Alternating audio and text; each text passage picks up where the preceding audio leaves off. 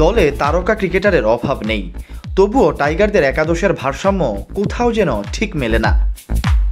Allrounder Shakib Al হাসানকে ছাড়া বাংলাদেশের একাদশ সাজানো যেন প্রতিটি ম্যাচে এক কঠিন সমীকরণ। দ্বিতীয় টি-20তে জয় পাওয়ার পরও সিরিজ নির্ধারণী ম্যাচের আগে বাংলাদেশ দলে একাদশ নিয়ে চলছে নানা আলোচনা। তবে কোচিং স্টাফদের দৃষ্টিতে এখানে পরীক্ষা নিরীক্ষা বা লাক্সারি অপশন বেছে নেওয়ার সুযোগ নেই, কারণ দলে নেই একজন সাকিব আল হাসান। এমনই বলেছেন দলের সিনিয়র সহকারী কোচ মোহাম্মদ সালাউদ্দিন।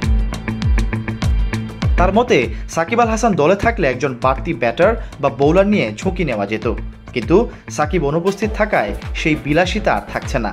দলের ব্যালেন্স রাখতে গিয়ে একজনকে বাদ দিয়েই দল সাজাতে হচ্ছে। সাকিব থাকলে হয়তো আমরা এক্সট্রা ব্যাটার বা বোলার খেলাতে পারতাম, এখন যেহেতু তিনি নেই তাই প্রতিটি জায়গায় হিসাব করে খেলোয়াড় বাছাই করতে হয়।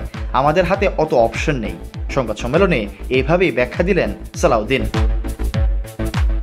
এই মুহূর্তে দল নির্বাচন করতে গিয়ে প্রতিপক্ষ, পিচ কন্ডিশন, ফর্ম, ইনজুরি সব বুঝে শুনেই খেলাতে হচ্ছে। সালাউদ্দিনের ভাষায়, যেমন নাসুম আহমেদকে একাদশে নেওয়ার কথা ভাবা হলেও তাকে খেলালে হয়তো রিশাদ হোসেনকে বসাতে হবে, কিংবা একজন ব্যাটার কম খেলাতে হবে, যা আবার ব্যাটিং অর্ডারে ঝুঁকি বাড়িয়ে দেয়। এ কারণেই একাদশ চূড়ান্ত করতে গিয়ে প্রতিটি পজিশনে নিরীক্ষা না করে নিরাপদ অপশনেই ঝুঁকছে টিম ম্যানেজমেন্ট, যেটা একজন সাকিব আল হাসান থাকলে ভাবতে হয় না। বোলিং ব্যাটিং দুই বিভাগে যে তিনি এখনও হতে পারবেন টাইগারদের অন্যতম ভরসা, তারই যেন প্রমাণ পাওয়া গেল আরেকবার। এদিকে প্রায় 1 বছর ধরে জাতীয় দলের বাইরে আছেন সাকিব আল হাসান। ভবিষ্যতে তিনি আবারও ফিরতে পারেন কিনা এ প্রসঙ্গে সম্প্রতি মুখ খুলেছেন বিসিবি সভাপতিও আমিনুল ইসলাম বুলবুল। পরিষ্কার জানিয়ে দিয়েছেন যে সাকিব তো এখনও অবসরে যাননি, তার সঙ্গে কথা বলার পরই বোঝা যাবে সে কতটা আগ্রহী। তবে সিদ্ধান্তটা নির্বাচকদের।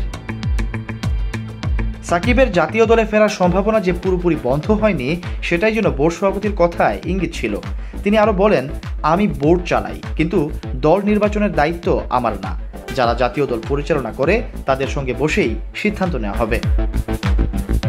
একই সুর মেলে বোর্ডের মিডিয়া ও আম্পায়ার্স কমিটির চেয়ারম্যান ইফতেখার রহমান মিঠুর কণ্ঠেও।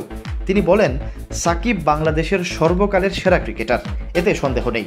জাতীয় দলের দরজা তার জন্য সব সময় খোলা, তবে সিদ্ধান্তটা টিম ম্যানেজমেন্ট ও নির্বাচকদের। এবার জাতীয় দলের সিনিয়র সহকারী কোচ সালাউদ্দিনের কথাতেও পরিষ্কার, সাকিব থাকলে দলেও বাড়তি অপশন থাকে, তার না থাকাতেই নেই আগের সেই লাক্সারি সুযোগ।